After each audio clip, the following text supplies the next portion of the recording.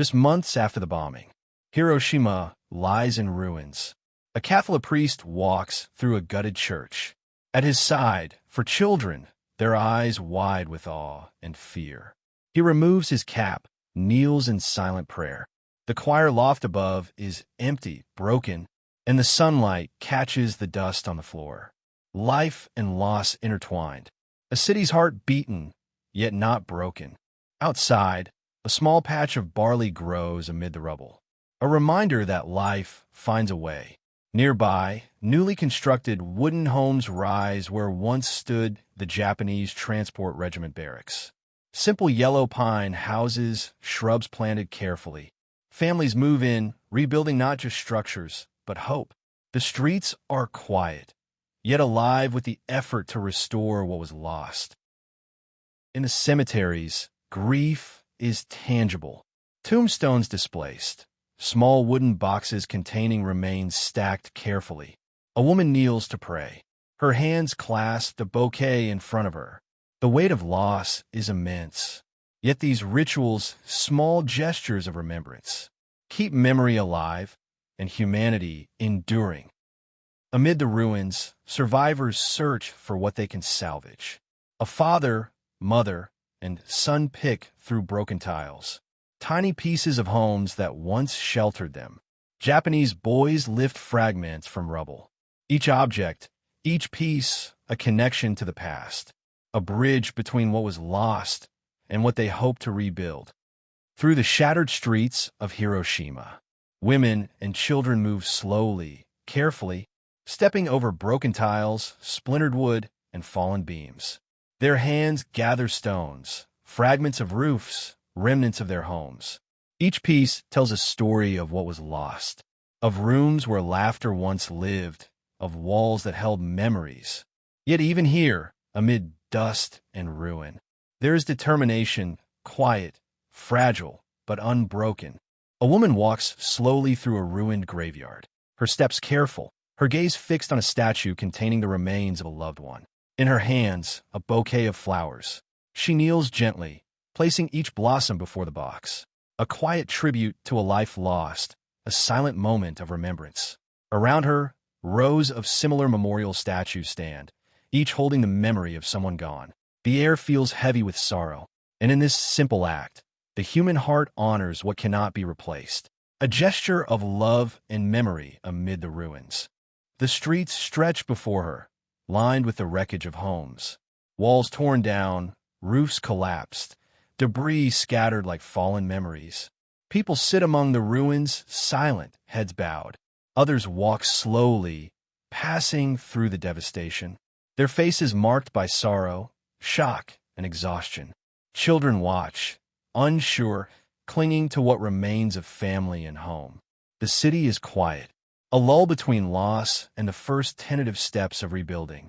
Tears fall freely, yet even in grief, there's a shared resilience, a sense that life, somehow, will continue. And yet, the rhythm of life resumes. Men carefully walk through the debris, sweeping paths, clearing space. Another climbs a damaged pole, repairing broken electricity lines. Tools in hand, sweat on brows, they rebuild the infrastructure of survival. Nearby, women gather by the lake, washing clothes in clear water. Their movements methodical, almost meditative. Children watch and imitate, learning the routines of a returning normalcy.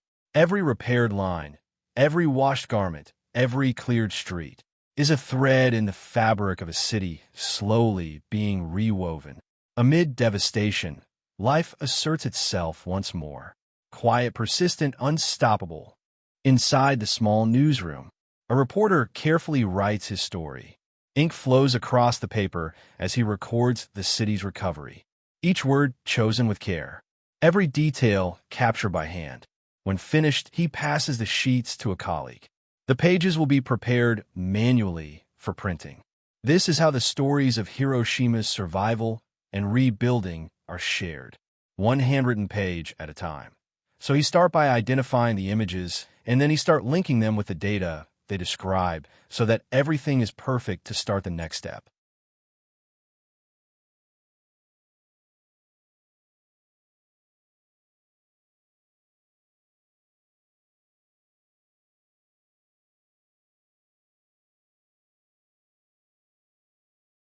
A woman carries the story through the room. Dozens of workers move methodically, arranging the text and photographs. Each sheet placed carefully on the typesetting tables. Letters and images aligned by hand. Metal type is selected, fitted into frames. Every column, every line measured with precision. The team works in silence, focused on crafting the page perfectly.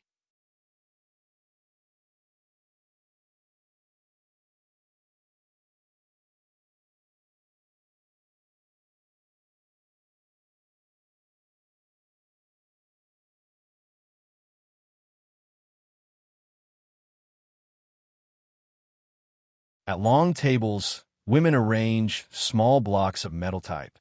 Each character carefully fitted, row by row. Ink is applied evenly across the surface. Rollers and cylinders press the ink into the letters. The letters imprint on a paper, creating clear, readable pages. The city's stories, its recovery, its people, all captured in black and white on these fragile sheets.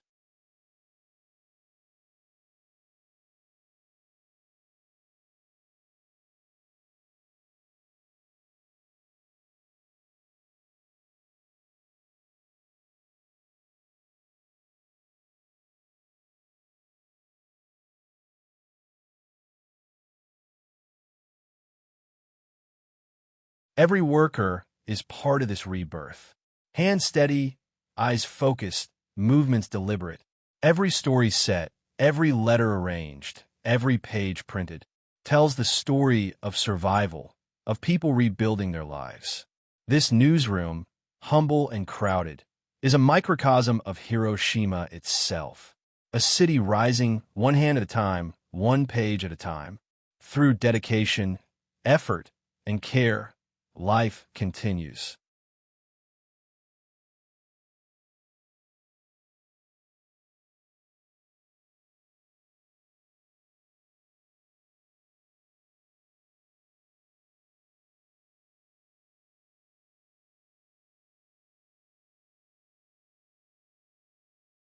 The presses roll steadily, producing stacks of freshly printed newspapers.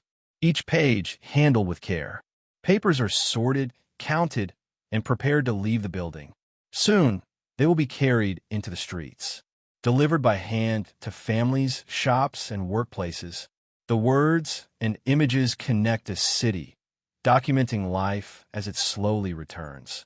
From rubble to routine, from grief to hope.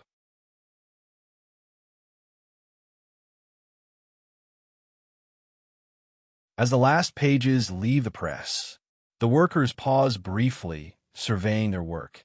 Each printed word, each image carries memory, the stories of the city's people preserved on paper, the tangible proof that even in the aftermath of destruction, life endures, and the heartbeat of Hiroshima can be found in every page printed by hand.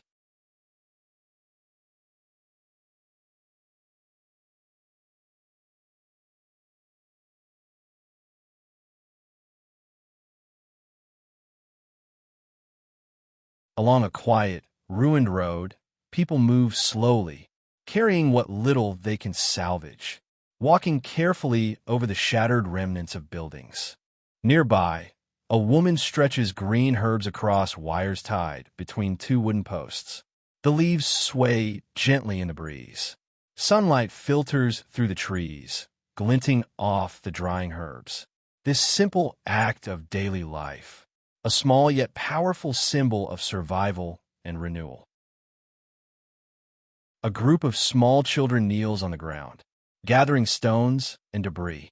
Their tiny hands sift through the rubble, learning early the resilience that shapes this city. Even in play, they touch the echoes of what was lost. Nearby, men lift larger fragments of destroyed homes, placing them carefully into a waiting truck. Each stone, each beam, carried away, clearing space for the city to rise again. Through these quiet labors, life begins anew.